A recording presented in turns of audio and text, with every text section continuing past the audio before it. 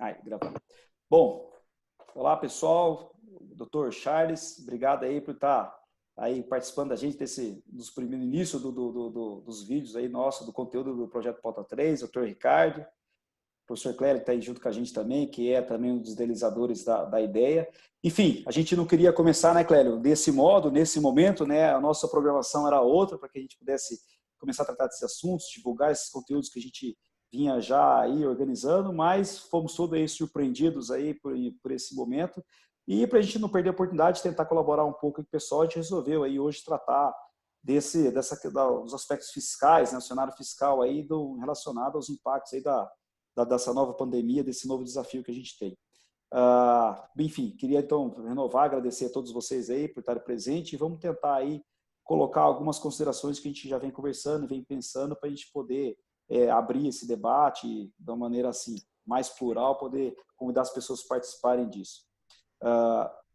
Um dos pontos que acho que a gente principalmente viu nesses últimos dias aí são várias medidas, até de certa forma um pouco separadas, né, seccionadas, não tem uma medida assim mais centralizada do governo tentando apresentar aí uma pauta fiscal que pudesse, de certa forma, minimizar os efeitos aí da crise, né, que está começando e que a gente não sabe quanto tempo vai demorar. E a principal questão que nós tivemos aí até agora foram a suspensão dos tributos federais.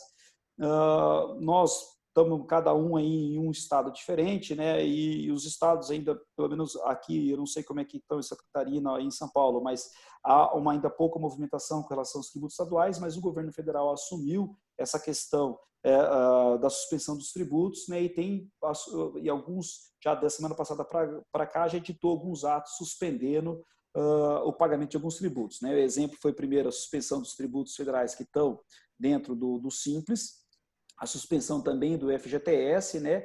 E agora, né, se anuncia, nós não temos ainda nada oficial, pelo menos até agora, nós estamos gravando, é importante dizer, né, na quinta-feira, né, hoje, quinta-feira, 5 horas da tarde, e a gente não sabe o que pode aparecer aí nas próximas horas, mas não tem nada oficial, mas se anuncia também a suspensão das contribuições, né, do PIS, COFINS, e também a contribuição do INSS para as demais empresas.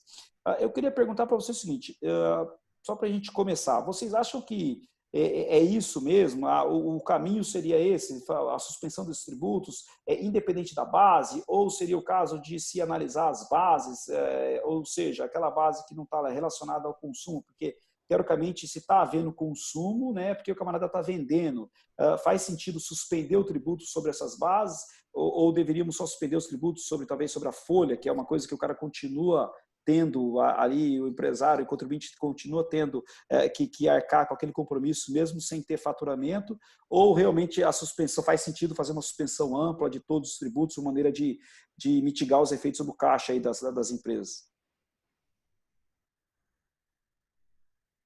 Bom, boa tarde a todos. João Ricardo, me parece que a gente tem um problema de duas pontas aqui. Uma que a gente tem um Estado público endividado, né, que tem muita dificuldade de abrir mão de receita, e outra, a gente tem empresas que estão faturando muito pouco, né, reduziram muito o faturamento. Então, acho que tem que ter um equilíbrio, né, nessas duas situações. Por isso que, na maior parte das vezes, está havendo uma suspensão, né, de pagamento. Há uma exceção do EOF, que é uma alíquota zero, inclusive, sobre EOF crédito, que foi instituída recentemente, mas a maioria há uma suspensão. Agora, me parece que quando se pensa em contribuição para o INSS, que incide sobre a folha, faz muito sentido, porque é um tributo que as empresas devem pagar, mas que independe do faturamento delas, né? Então, me parece uma medida que foi anunciada ontem, né? A gente não tem ainda oficialmente, mas me parece muito razoável. Quanto ao faturamento, o tributo sobre vendas, me parece que, claro, a base de cálculo vai ser menor, porque as empresas, em geral, estão faturando menos, mas acho que dá um alívio também, porque algum faturamento sempre há, né? Então, quando você reduz depois também você deixa de onerar o consumo, né? As próprias famílias acabam podendo, de repente, ter algum benefício quando se reduz ou suspende o pagamento do tributo sobre o consumo. Claro que isso é uma suspensão, em tese eles vão colocar no preço, a família não vai ter benefício nenhum. Mas, se tivesse uma desoneração, daí sim. Agora, eu acho que, então, a palavra-chave aqui é equilíbrio, né? É o Estado fazer o que pode dentro do possível para também para as contas públicas também não terem uma explosão que depois a gente não consiga administrar, né? Então, acho que o governo tem se guiado por esse parâmetro de tentar ajudar as empresas dentro da situação catastrófica, mas se equilibrando dentro do possível. Por isso até que não foi restrito, né? Não houve uma suspensão ainda geral, né? Pontualmente, como você bem colocou. Ok.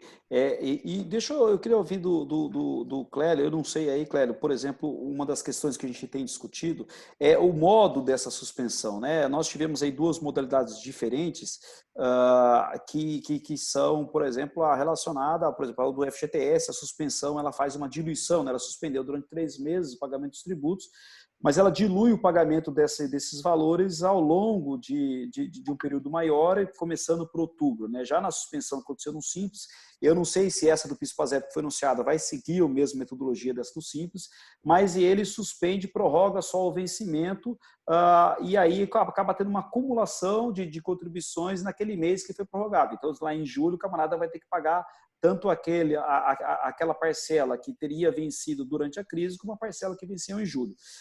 Então, o ideal, até para atingir esse equilíbrio que o Charles comenta, qual que você acha que seria o modelo mais adequado? Você acha que teríamos condições operacionais? Eu vi há pouco algumas sugestões, algumas pessoas da área econômica sugerindo que essa suspensão fosse ampla e restrita, mas ela tivesse sempre ligada a um parcelamento que tomasse como base de calibração a perda do faturamento. Então, seria mais ou menos assim, quanto maior a tua perda do faturamento, maior o número de parcelas que você vai ter pela frente para pagar, partindo do pressuposto que é uma questão que a Receita teria como analisar. Você acha que operacionalmente isso seria... O que você vê como medida que seria mais adequada, que pudesse, de uma certa maneira, ser mais equilibrada, como o Charles colocou, Cléber?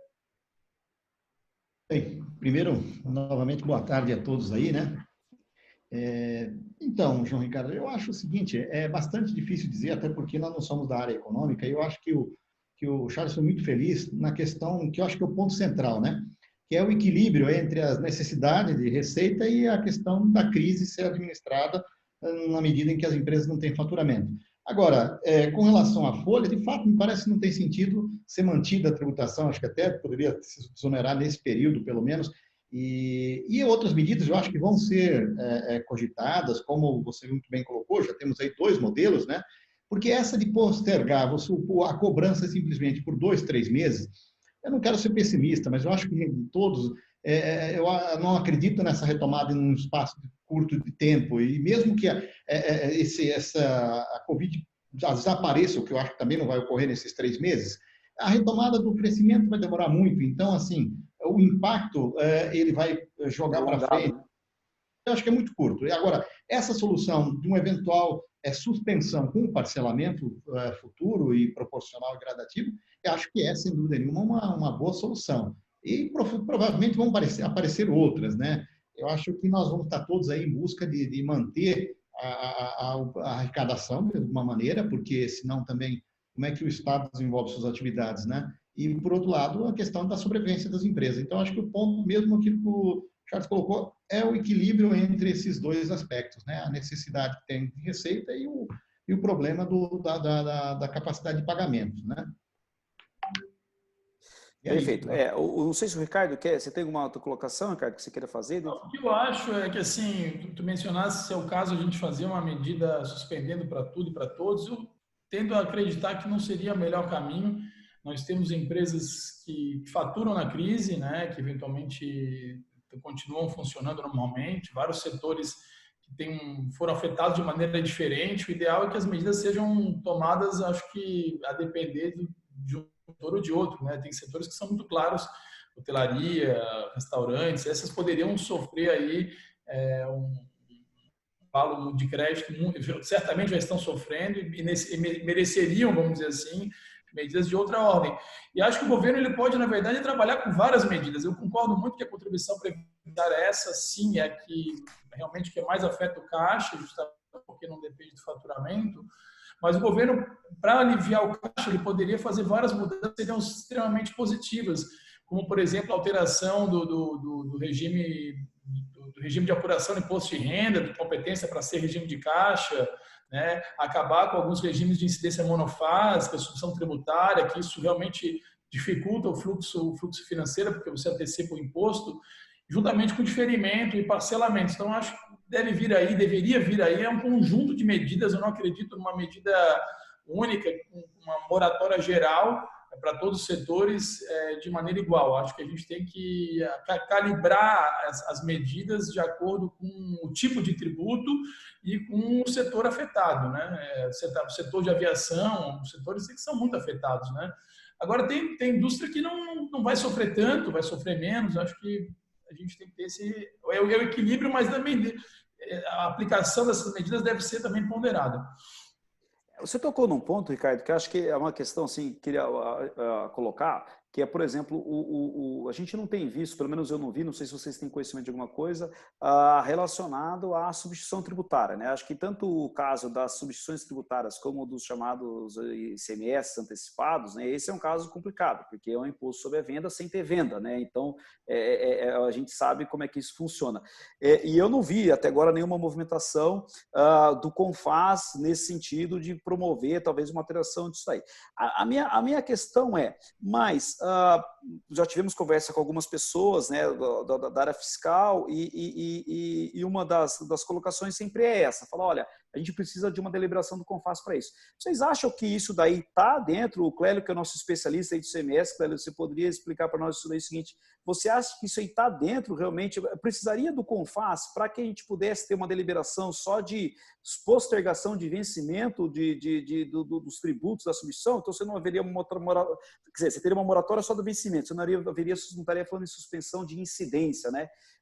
Esse é um ponto que a gente tem visto essa discussão aí, mas não sei se realmente cabe esse tipo de discussão, se não seria o caso, se isso não poderia estar realmente só a cargo de cada estado que tomasse essa deliberação política.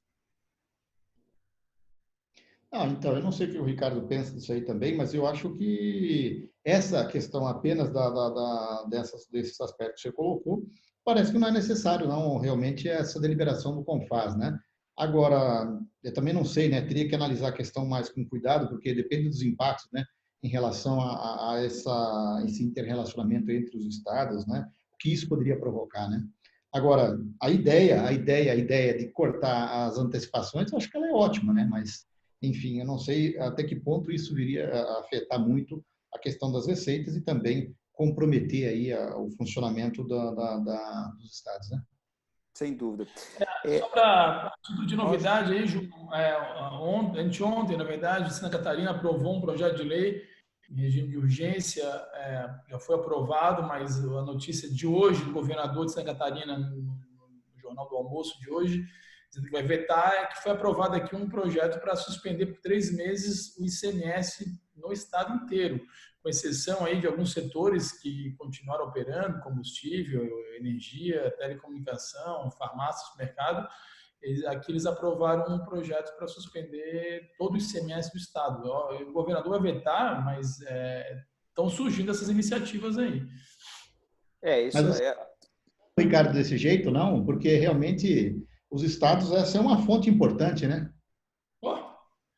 Não, e eu me preocupa é que essas medidas também elas não devem vir assim unilateralmente do Poder Legislativo, né? É hora de conversar, né? Não dá para uma medida dessa passar, jogar pressão no governador. O que a gente está percebendo, e é fácil essa percepção, é também um jogo político. Então, sim, assim, e é isso que não poderíamos deixar, né? O momento é de união, de tentar buscar consenso e não oportunismo aí para tentar se aproveitar ou colocar alguém, tanto executivo como legislativo, em xeque num momento como esse. É o que a gente está vendo aqui.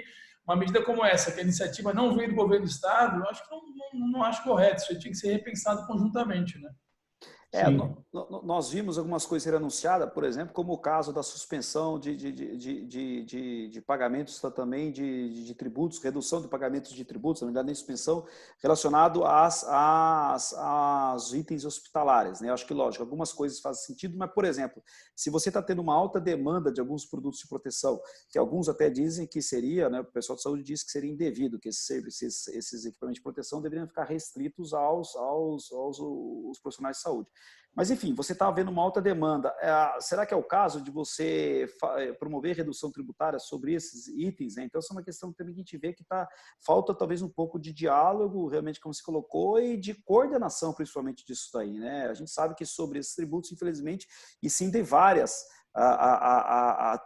impostos, né? Então, por exemplo, eu reduzo IPI, mas não reduzo ICMS, né? Então, é como se um estivesse pagando a conta do outro. Então, acho que isso é um pouco que a gente teria que ter um diálogo mais coordenado mesmo, em nível nacional, para que isso pudesse, se é o caso de se afrouxar, que todos, né, assumam aquela responsabilidade e se afrouxe fiscalmente aquele item ou não, né? Mas eu acho que cada um sair tentando numa disputa, como você disse bem, política, né, de quem que desonera mais, a gente corre o risco de ter um problema lá para frente. Exatamente, que é o que eu acho que é a segunda onda, né? A gente está enfrentando uma onda de saúde. Eu acho que a gente fala que estamos falando aqui da questão tributária, mas é importante a gente falar, né, que a principal questão é de saúde, né? Esse é o primeiro ponto que a gente tem que enfrentar. E a questão econômica, ela também afeta a questão de saúde, mas assim tem que ter também esse equilíbrio, como bem comentou o Charles. E também lembrar que pagar bem tributo é uma questão de cidadania também. Então, assim, também o que eu estou percebendo é gente se aproveitando no momento para pedalar com todo mundo, com o fornecedor, assim, uma coisa meio até irresponsável, sabe? Eu acho que também a gente tem que tomar cuidado com as medidas, até por parte do empresário, de simplesmente não dá para chutar o balde, né? Antes de realmente a gente entender o processo, entender como é que vai ficar as coisas no próximo. Eu sempre digo assim, a decisão vale hoje. Quando a gente conversa com empresários, nós vamos tomar a decisão de hoje. Amanhã sai uma coisa diferente, a gente já pensa de novo. Não tem decisão. Deve ficar até fácil decidir, eu digo. Se decide de hoje, amanhã revê, entendeu? Porque está tão louco esse momento que não tem nada que possa ser decidido que dure mais de 5 dias, entendeu? Sem dúvida. E uma coisa, para pegar só esse gancho, o Ricardo, que você colocou dessa segunda onda, né? Agora isso daí tá. A minha preocupação, você que entende um pouco aí do movimento dos mares, é o seguinte: quantas ondas nós teremos, né? Que a primeira era a primeira onda, depois a segunda, a gente está falando a terceira onda, quero ver onde isso vai parar. Mas eu queria perguntar para o Charles o seguinte, Charles, você acha que, por exemplo, dentro aí desse momento, né, o day after aí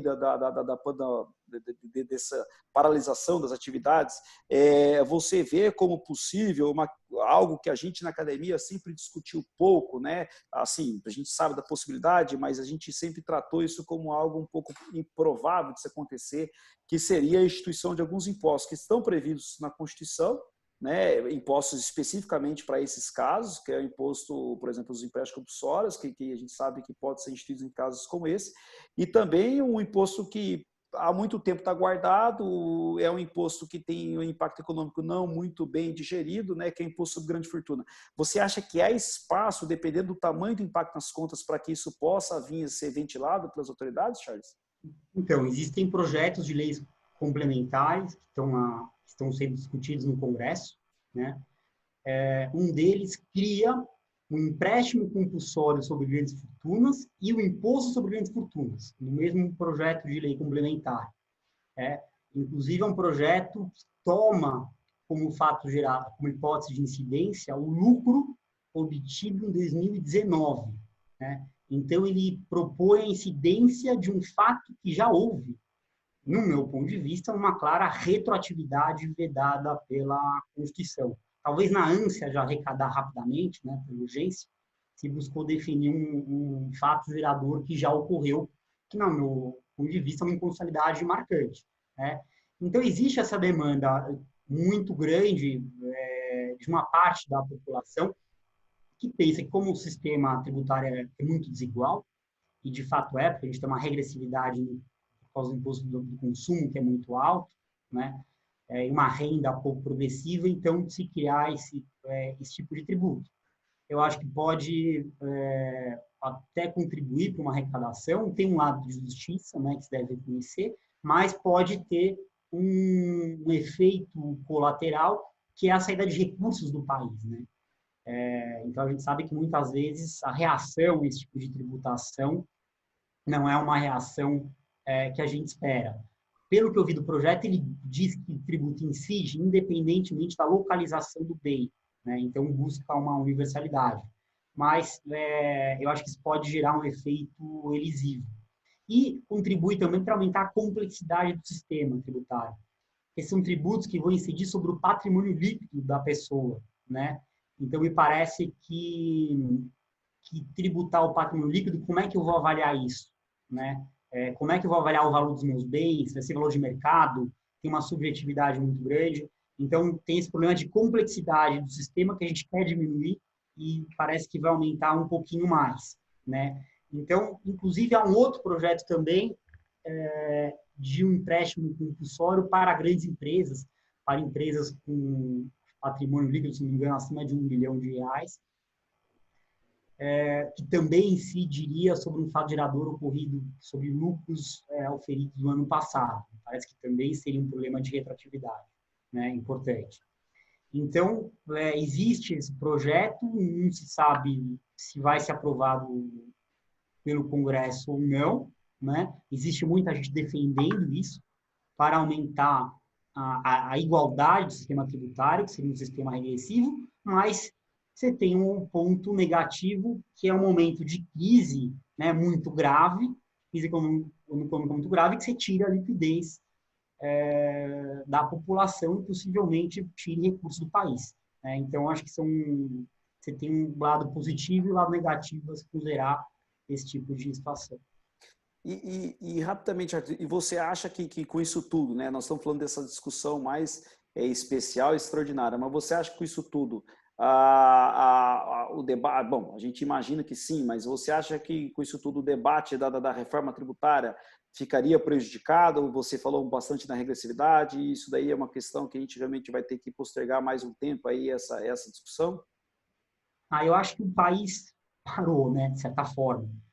Esse é um debate de reforma tributária muito complexo, um debate muito polêmico, né? Os empresários, de modo geral, a favor, menos o setor de serviço, que realmente o setor de serviço é muito complicado. Juristas, normalmente, contrário, porque envolve princípios muito importantes que estariam, talvez, sendo violados, né? Então, não é um debate fácil, eu particularmente, acho difícil avançar, né? Claro que o Congresso não parou totalmente, a gente está vendo algo inédito, que são votações virtuais, né? Então, recentemente teve a aprovação da medida provisória da transação tributária, que foi muito importante, em que o Senado votou de forma virtual, que é inédito, acho que no mundo inteiro. Acho que o país foi pioneiro, o Brasil foi pioneiro nisso. Mas eu acho que a reforma tributária me parece um debate muito, muito complexo. Um pouco cético de que vai avançar agora tão rapidamente. Não, ótimo. Bom, só para a gente finalizar aqui, não dá para, obviamente, a gente abordar tudo, eu queria também ouvir de vocês, eu não sei se talvez o Ricardo pode iniciar aí esse ponto, que é o seguinte, bom, independente dessas medidas normativas que vão ser adotadas, qual que é o cenário que vocês veem aí para os próximos meses aí, da pauta do judiciário, né? A gente está vendo uma pauta agora, de certa forma, bastante demandada com relação a essas medidas emergenciais, né? Já se judicializaram a questão da suspensão dos pagamentos dos tributos, a gente já viu isso acontecendo, né? Algumas decisões suspendendo o pagamento dos tributos, ressuscitando algumas portarias que estavam, né, esquecidas, que a gente nem lembrava delas, e o que é a portaria do Ministério da Fazenda, que de 2012, né, Clélio, se eu não me engano? Acho que é 2012. E que trata dessa suspensão dos pagamentos de tributos federais no caso de a calamidade pública decretada pelos estados. E eu queria ver de você o seguinte, então qual que é esse cenário para os próximos meses, né? Primeiro, o que vocês acham que vai ser, como que o empresário, o contribuinte vai ter que, o que ele pode, de certa forma, procurar no judiciário, que provavelmente não vai vir do Estado, até porque talvez não devesse vir mesmo, como que ficam os prognósticos, eventualmente, daquelas discussões tributárias que já estavam em andamento, né? Algumas a gente sabe que já foram impactadas no que diz respeito ao cronograma. O exemplo é a discussão já antiga, né? Vai agora não sei muito mais quanto tempo, que é a questão da inclusão do semestre da base de cálculo do PIS/COFINS, que estava o embargo de execução para ser julgado esse mês, já foi adiado, impactado diretamente por isso. E o que mais talvez possa vir? Eu não sei se o Ricardo tem alguma ponderação, se já fez uma análise com a tua equipe disso aí, Ricardo. João, assim, o que a gente está fazendo, eu sempre, do conselho que eu estou dando é assim, a gente tem que estar mais próximo do empresário como nunca. Eu acho que a gente é um fator que consegue contribuir nesse momento com o empresário para ajudá-lo na tomada de decisão. Como assim?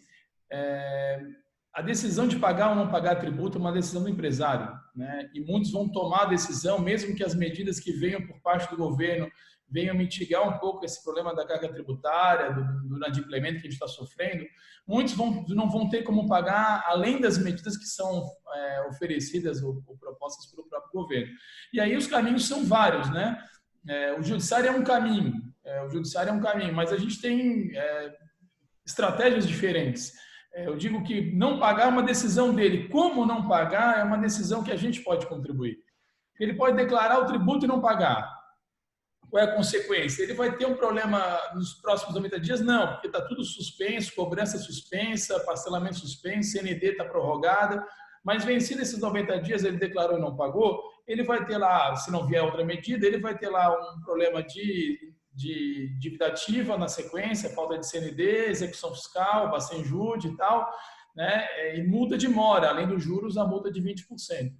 Ele pode, e muitos estão preferindo fazer o quê? Declarar agora a menor, mas com base em alguma tese tributária. Com isso, ele consegue, declarando a menor, ele não está incorrendo em crime, simplesmente declarar qualquer coisa, não está inventando nada, e aí ele joga esse crédito tributário com valor menor, e o sistema é tão estranho que, assim, se ele declara menor, ele vai lá, daqui a 1, 2 anos, ele vai ser fiscalizado, eventualmente, ou 3, enfim.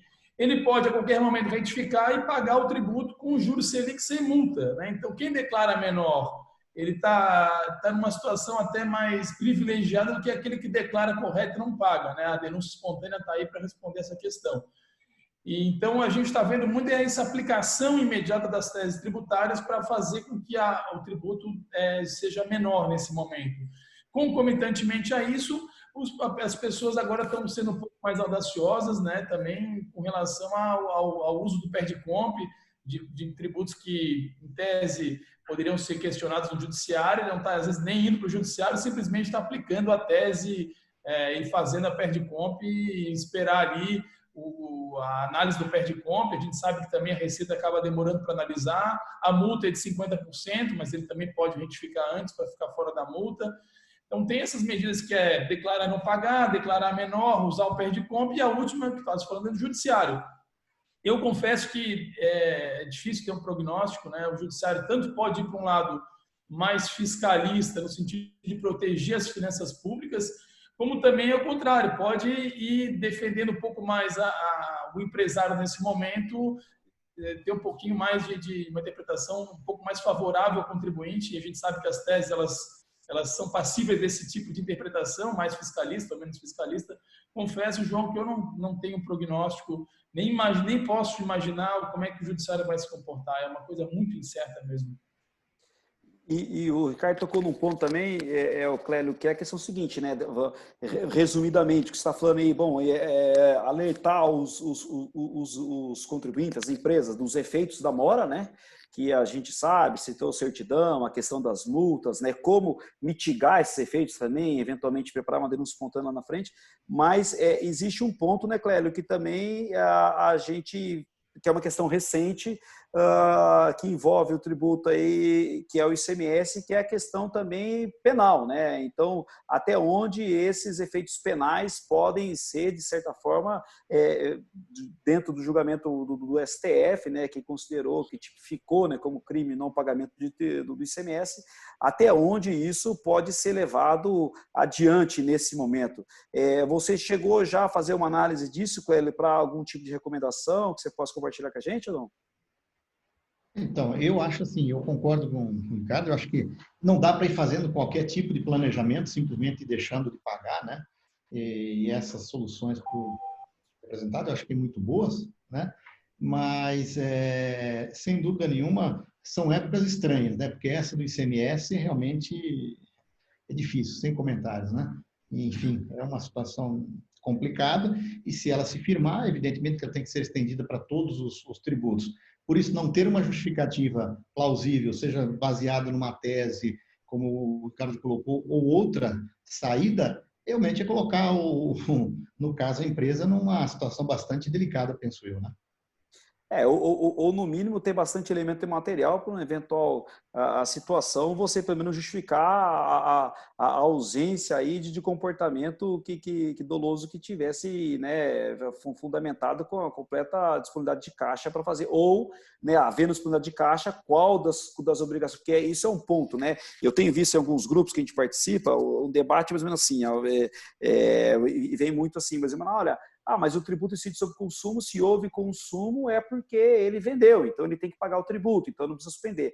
Mas a gente tem que olhar para outra ponta, né? Às vezes o empreendedor vendeu, mas vendeu bem a menor do que ele teria, né? Então, ou seja, ele vendeu abaixo da linha do custo operacional dele. Então, se você vai lá e você tira aquele valor dele via tributo de consumo, quer dizer, aquela receita que ele tinha que já estava abaixo do custo operacional fica menor ainda, né? Então seria isso daí é uma questão que também muita gente não está olhando, né? Então, às vezes, olha, eu tive venda, tive alguma receita, mas a minha receita não dá para pagar o salário, né? Então, o que eu vou priorizar? Pagar o salário ou pagar tributo, né? Então, acho que esse tipo de preparação, talvez, que também as pessoas, esses detalhamentos financeiros que são importantes num momento como esse também, para uma eventual situação como essa. A gente até espera que haja algum tipo, né? Acho que todos nós imaginamos que vai haver algum tipo de flexibilização de algum entendimento desse, dado o momento, mas, enfim, isso passa, né? As autuações, quando vêm, elas demoram tempo, então a questão é se essa sensibilidade que existe nesse momento vai existir daqui a 5 anos, quando o camarada for autuado, né? Esse é o ponto.